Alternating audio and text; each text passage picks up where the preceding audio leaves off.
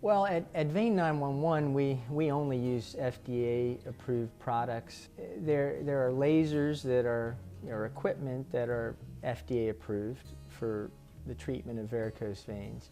What does FDA approval mean? It means that the federal government has said this equipment is safe and effective. That's what FDA approval is. It's federal government saying this is a safe and effective modality of treatment. The other way we can treat veins is with chemical injections. We can get rid of varicose veins as big as my thumb or tiny spider veins. And this is done by injection of a liquid agent that sometimes we mix with room air or other gases that will make a foam. In this country, there are essentially a couple of FDA-approved products for treatment of spider veins. One is sotradecol and the other is polydocanol.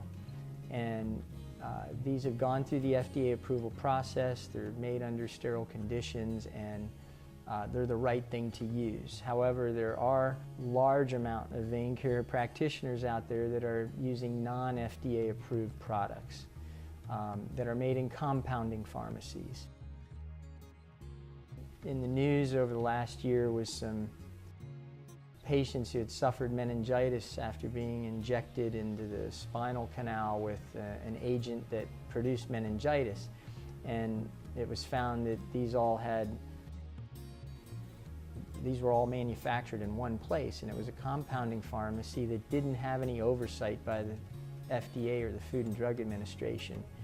And so the FDA is looking very, very hard at these compounding pharmacies, and there are a lot of vein care practitioners out there that will use sotradecol or polydocanol made in a compounding pharmacy under standards that nobody knows the purity of these substances, the sterility of these substances, and why would they do that?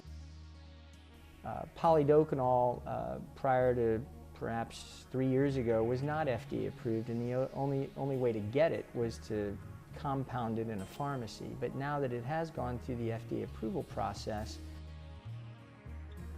it's safest to use that FDA approved product. Why would practitioners still use a compounded version of these chemicals?